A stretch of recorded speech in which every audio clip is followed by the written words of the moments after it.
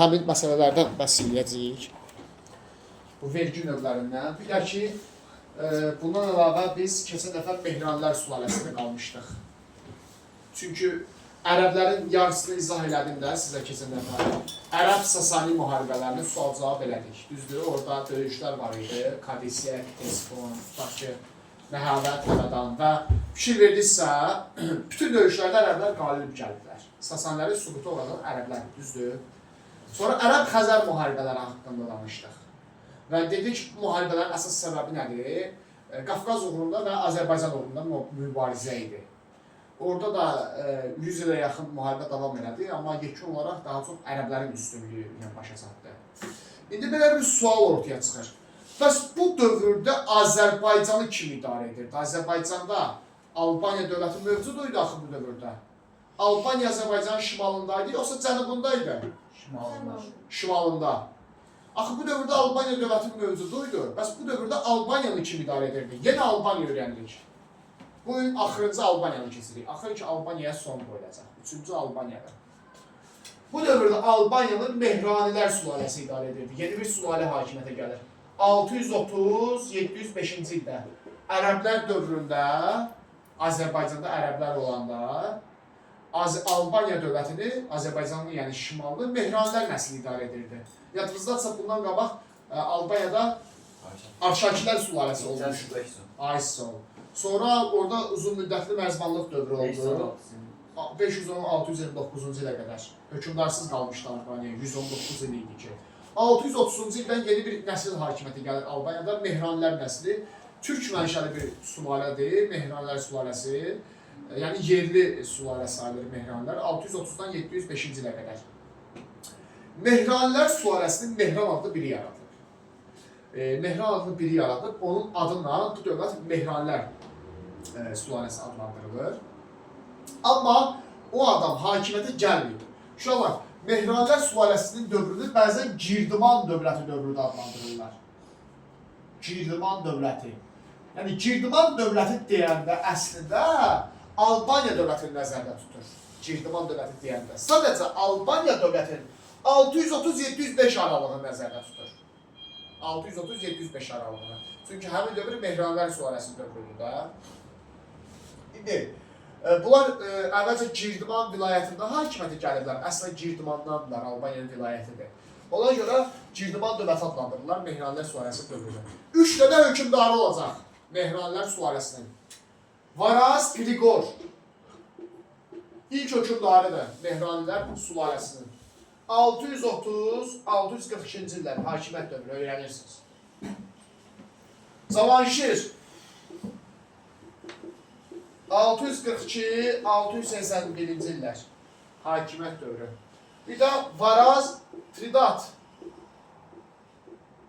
681-705-ci illər hakimiyyət dövrü. 3 dənə hökmdarı olur Mehranilər sülaləsinin. Varaz Grigor 630-42, Cavanşir 642-81, bir də Varaz Tridat 681-705. 3 dənə hökmdarı oldu Mehranilər sülaləsi. Biraz adları arada bir-birinə bənzədir. Məsələn, Cavanşir hara, Varaz Grigor hara. Amma ata oğuldular. Varaz Grigor Tridat da şey olacaq, Cavanşirin qardaşı olacaq. Varaz Grigor, Cavanşirin atasıdır. 630-42-ci illərdə Albaniyanı idarə edir. Dövründə elə çox hadisə yoxdur. Bir dənə əsas məsələ nədir bu dövründə? Yadımıza gəlir, ərəblərlə Sasanilər arasında Kadisiya döyüşü olmuşdu. 636, 637 Pitespor döyüşü olmuşdu. Bax, həmin döyüşlər zamanı Varaz Grigor Sasani dövlətini dəstəkləyibdi.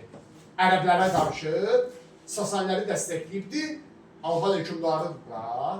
Və qoşunlarını ərəblərə, Sasanilərə kömək üçün yollayıbdı. Hətta həmin vaxtı qoşunun rəhbəri oğlu Cavanşir idi. Yəni Cavanşir hökmdar deyildi, hələ sərkərdə idi Kadisiya döyüşündə 636-da.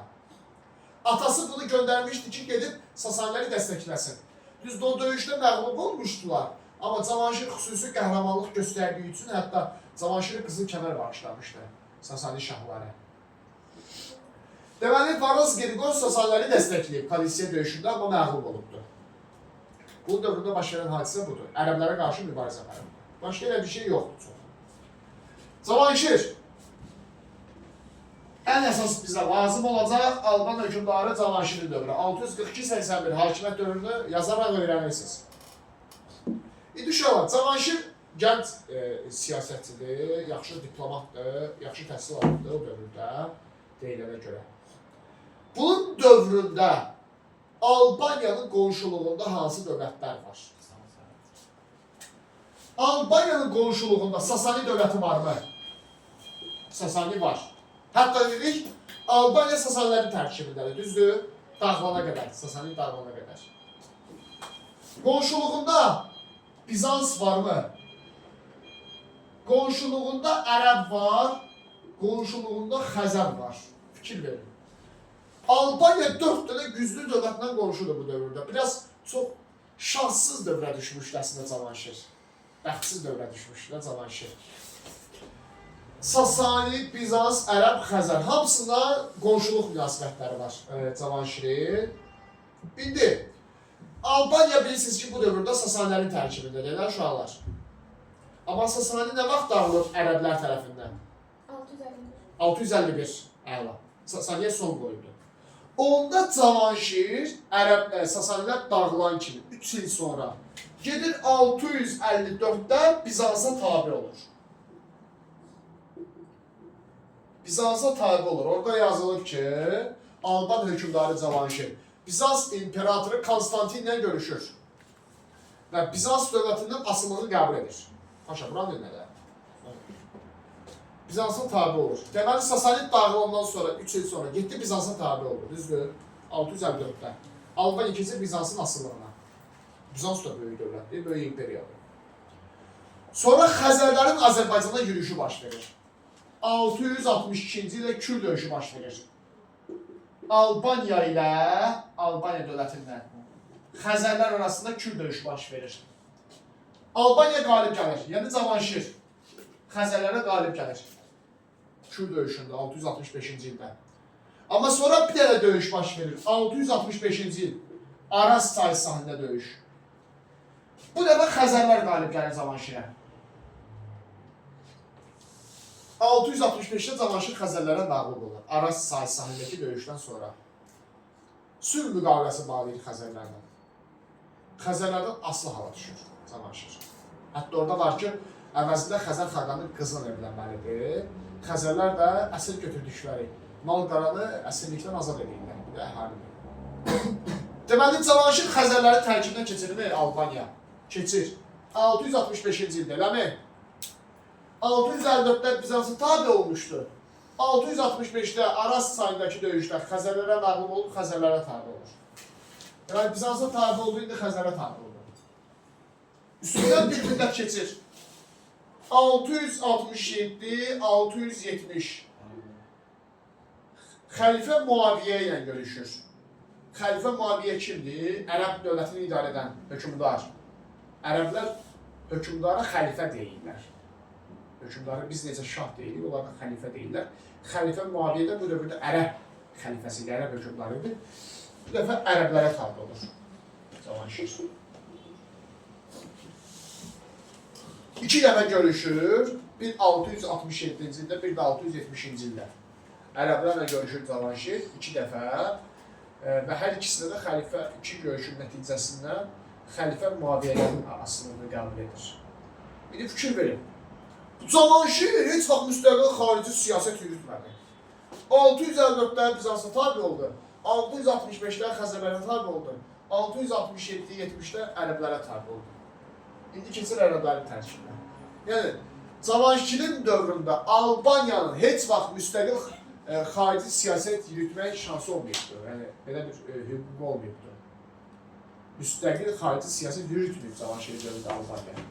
Amma Cavanşirin dövründə Albaniyanın həmişə daxili müstəqilliyi olubdur. Daxili müstəqilliyin mövcud olması nə deməkdir? Yəni, dövlət qoruyur da öz mövcudluğunu qoruyur. Sadəcə asılı hala düşür. Buna deyirlər xarici siyasətdə müstəqilliyi itirmək, asılı hala düşmək. Amma dövlət qalıbdır. Özü qalıb bu dövlətin özü 705-ə qədər. Deməli, dövlət daxili siyasətdə müstəqilliyi qoruyub saxlayıb Cavanşirin dövründə. Bax, bu Cavanşirin ən böyük uğuru sayılırdı. Xarici siyasətdə başqa dövlətlərdən asılı hala düşməsinə baxmayaraq, daxili siyasətdə öz müstəqilliyini qoruyub saxlamağı bacarmışdı. İndi bir məsələni nəzərə almaq lazımdır.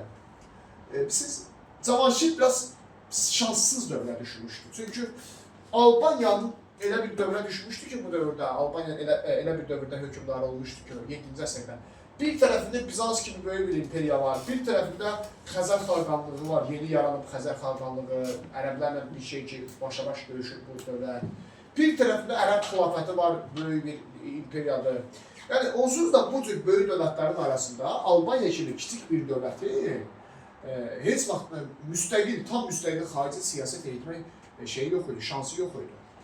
O gücü yox idi. Amma Cavanşirin uğurlu diplomat olduğunu göstərən xüsusiyyət odur ki, Cavanşir bu cür böyük dövlətlər arasında müstəqil daxili siyasət yürütməyə bacarıb. Ne deyib? Hamını bir növ yola verirdi. Fikir verin, hamının arasını yaxşı saxlamağa çalışırdı. Buna siyasətdə belə deyirlər, siyasət elmində təcridçilik siyasəti. Yəni, bir tərəf qalmaqla, daim bunun tərəfinə keçməklə, daim onun tərəfinə keçməklə balans yaradıb dövlətin daxili müstəqilliyini qoruyub saxlamağa çalışırdı. Əvvəlcə Bizansa tabi olub, sonra Xəzərlərə tabi olub, axırda ərəblərə tabi olub, ərəblərin asılılığını qəbul edibdir. Hətta orada var ki, Cavanşir ərəblərə tabi olanda köllü şəkildə tabi olmuşdu, xəlifə Muaviyyəyə və müqavimət göstərməmişdi də. Həm də onun şəxsi nüfuzu, bilik, bacarıqları xəlifəni çox dərindən təsir göstərmişdi xəlifəyə, təsirləndirmişdi xəlifəni. Ona görə də ərəblər Albaniyadan alınan vergiləri 3/1-ə qədər azaltmışdılar. Yəni, vergi məsələsində də ərəblər Albaniyaya güzəşt eləmişdilər Cavanşirə. Amma Cavanşir nə vaxt öləcək? 681-ci ildə. Bizans pərəst bəzi feodallar var idi. Onlar Cavanşiri suiqəst nəticəsində öldürürlər. Çünki onlar Cavanşirin əvvəldən xəyanət kimi baxırlar Bizansın tərkibindən çıxmasına. 681-ci ildə Bizans pərəst feodallar Cavanşirin suiqəstini öldürürlər. Cavanşir ölümündən sonra Albaniya sürətli şəkildə zəifləməyə başlayır. Deməli, Varaz Grigor oldu, sonra oldu Cavanşir. Cavanşirdən sonra kim gələcək hakimiyyətə? Varaz Tridat. Cavanşirin qardaşı oğlu. 681-705-ci ildir. Varaz Tridatın hakimiyyət dövrü. Çox bacarıqsız bir hökümdardır. Ümumiyyətlə, Cavanşirlə bunun arasında kəskin fərqlər var. Varaz Tridatı elə də çox saymırdılar, ciddi almırdılar. Nə qonşu dövlətlərin hökümdarları, nə ölkə daxilindəki feodallar. Axırda ərəblər 705-ci ildə Varaz Tridatı öldürürlər. Varaz Tridatı öldürürlər, tamamilə Albaniya dövləti süqut olunur ərəblər tərəfindən. Və bütün Azərbaycan ərəb xilafətinin tam tərkibinə daxil olur. Yəni, Varaz Tridatının ölümündən bu dəfə Albaniyanın daxili müstəqilliyinə də son qoyulur və ərəb xilafəti tamamilə Azərbaycanı işğal edirlər. Bu da olur Albaniyada Mehranilər sülaləsi dövrü. Son qaldı. Ərəb xilafətini və Albaniyadakı Mehranilər sülaləsini tam bitirdik. Gələn dəfə başdan hamısına gələcəksiniz. Ərəbdəki o Rəşidi xəlifələri, 3 xəlifələrdən başlayırsınız. Ərəb Xəzər, Ərəb Sasani müharibələri, sonra Cərmidan döyüşü, Şəhriyarla, İsfəndiyarla müqavilələr, Mehranilər sonrası Cavanşir hamısını öyrənirsiniz. Ərəbləri bitirdik. İndi ərəblərin haqqında var vergi növləri. Yadımıza gəlin, Sasanilərdə vergi növləri var idi. Ərəblərdə də vergi növləri var. Sasanidə hansı vergilər var idi? Xarab, gezit. Torpaq vergisi xarab idi. Gezit can vergisi idi. 2 dənə idi. Amma ərəblərdə biraz çoxdur bu baxımdan. Birincisi ərəblərdə olacaq xərac vergisi. Bu torpaq vergisidir. Sasani dövlətində necə adlanırdı torpaq vergisi? Xaraq. Ərəbdə adını dəyişib deyir xərac. Görürsünüz, bir-birinə bənzəyir. Çünki ərəblər, siz köçəri xalqı idi. Keçən dəfə sizə demişdim, bunlar ibtidai icma quruluşundan birbaşa feodalizmə keçid eləmişdilər. Yəni, biraz dövlətçilik ənənələri zəif idi ərəblərin. o qədər də çox yüksək səviyyədə deyildi dövlətçilik ənənələri. Yəni Ərəb xilafəti yaranır, sürətli bir şəkildə böyüyür, İslamı sürətli şəkildə sonla da yayırdılar. Amma dövlətçilik ənənələri və mədəniyyətlərin nisbətən təzə formalaşdığı üçün gedib daha çox Sasanilərdən nələrsə götürürdülər. Onlardan daha çox təsirlənirdilər. Çünki Sasanilər Fars dövlətidir, qədim dövlətçiliyi var və gedib Sasanilərdən təsirlənmişdilər. Sasanilərdə məsələn torpaq vergisi xəracdır, bunlar adını dəyişib qoyurlar xaraq. Yox, Sasanilərdə xaraqdır, bunlar adını dəyişib qoyurlar xərac. Sonra burada var cizyə vergisi, can vergisidir. Sasani dövlətində necə adlanırdı can vergisi? Gecid. Sasanidə geciddir, Ərəbdə olub cizyə. Görürsünüz, mahiyyət eyni şeydir. Mahiyyət eynidir, ad dəyişib, anlayış dəyişib. Sasanidən götürüblər də. Baxmayaraq ki, Sasanilərə son qoyurlar, amma o son qoyduqları dövlətin mədəniyyətin necə yüksək səviyyədə bir mədəniyyət olubsa, onlardan təsirlənirlər. Xüms vergisi. Bu ərəblərin özlərinin yaratdığı vergidir. İnsanların ən çox nifrət elədikləri vergilərdən biriydi. Bəlkə də birincisi idi. Buna deyilir, daşınan əmlaka görə alınan vergi. Ərəblər daşınan əmlaka görə insanlardan xüms vergisi alırdılar. Nə deməkdir? Tutaq ki, sən qoluna bir əzlik taxmısan. Barmağına bir üzük taxmısan, düzdür? Bunun üçün dövlətə vergi verməlisən. Çünki daşıyırsan. Daşınan şeylərə görə nə olursa olsun vergi verməlisən. Paltar sayılmır. Paltar görə vermir. Çanta daşıyırsansa, üstündə çantaya görə vergi verməlisən. Daşınan əmlaka görə verilən vergilər xüms vergisi adlanır. Ərəb xilafəti bu vergini tətbiq eləmişdi ki, insanlarda dəbdəbəli geyimlərə marağı azaltsın. Vergi tətbiq eləməklə.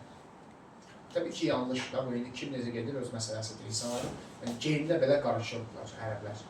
Görürsünüz, Sasanilər hara, ərəblər hara. Sonra vergilərdən var idi. Zəkat vergisi. Bu vergi belə adlanır da, şikəst, əlacsız, yoxsul insanlar üçün alınan vergidir, zəkat vergisi. Yəni, indi də var bu, amma indi vergi deyil də, könüllüdür, sədəqə deyirlər indi. Gelirsən, tutaq ki, kiməsə sədəqə verirsən. Nəzir. Nəzir verirsən. O dövrdə adlanırdı zəkat vergisi. Bu oldu Ərəb xilafətində vergi növləri. Sonra olacaq torpaq mülkiyyət formaları. Torpaq növləri. Ərəb xilafətində torpaq mülkiyyət forması olacaq. Necə Sasani dövlətində torpaq növləri var idisə, Ərəblərdə də torpaq növləri olub. Sasanidə hansı torpaq mülkiyyət formaları var idi? Xostakla Dastakert, Xostak şərti torpağı idi, Dastakert irsi torpağı idi. Yəni orada iki dənə idi də Sasanilərdə torpaqlar. Ərəbdə isə yenə çoxdur. Burada hansı torpaqlardır? Birincisi İqta. Şərti torpaq, yox. Sasani dövlətində şərti torpaq necə adlanırdı? Xostak. Yəni şərti torpaq nə deməkdir uşaqlar? Hərbçilərə və dindarlara xidmətə görə verilirdi. Ərəblərdə isə xidmətə görə torpaqlar olur İqta torpağı. Yəni gedib orada xidmət edirsənsə, dövlət sənə torpaq verir. Yəni şərt müqabilində sən mənə xidmət elə, mən sənə torpaq verim. İqta torpağı. Xostakı əvəz edir. Sonra mülk Ərəblər dövründə irsi torpaqdır. Sasani dövlətində irsi torpaq necə adlanırdı? Feodallara məxsus. Dastakert. Yəni varlıların torpağı, feodalın torpağı. İrsi torpaq odur ki, o torpaq onun mülkiyyətindədir da, atadan oğula keçirdi. Sasani dövlətində Dastakert idi, Ərəb dövlətində isə adı dəyişir olur mülk. Mülk Ərəb xilafətində yaranıb irsi torpaqlara deyilir, bu günə qədər də mövcuddur. Yəni Ərəbdə yaranıb ondan sonra həbş olub. Bu gün də deyirik də, dədə-baba mülkü. Nə deməkdir? Yəni atadan qalan sənə mülk. Mülk torpağı irsi torpaqları idi. Sonra İqta torpağı, mülk torpağı var orada torpaq növlərindən divan torpaqları, dövlətə məxsus torpaqlar. Dövlətə məxsus. Yəni dövlətin birbaşa torpağı deyil. Necə dövlətin fabrikaları, zavodu var, tutaq ki, bizimizin biraz mübahisəlidir. Yoxdur. Rayı tutaq ki, nə olur da. Hə. O dövrdə də dövlətə məxsus torpaqlar divan adlanır. Belə yadda saxlayasınız. Divan torpaqları dövlətə məxsus torpaqlardır. Sonra torpaq növlərindən cəmaət torpaqları var. İkinci adı icma torpağıdır. İcma, yəni cəmaət, adından deyildiyi kimi cəmaata məxsus, insanlara məxsus torpaqlar, yəni kəndlilərə. Amma belə bir cümlə var, kəndlilərin istifadəsində. Bax, test topusunda belə bir testdə görəcəksiniz. Yazacaq ki, cəmaət torpaqları kəndlərin mülkiyyətində olan torpaqlara deyilirdi. Səhvdir. Kəndlərin mülkiyyətində torpaq yox idi. Dövlətin mülkiyyətində idi. Sadəcə kəndlərə istifadə eləməyə verilmiş torpaq.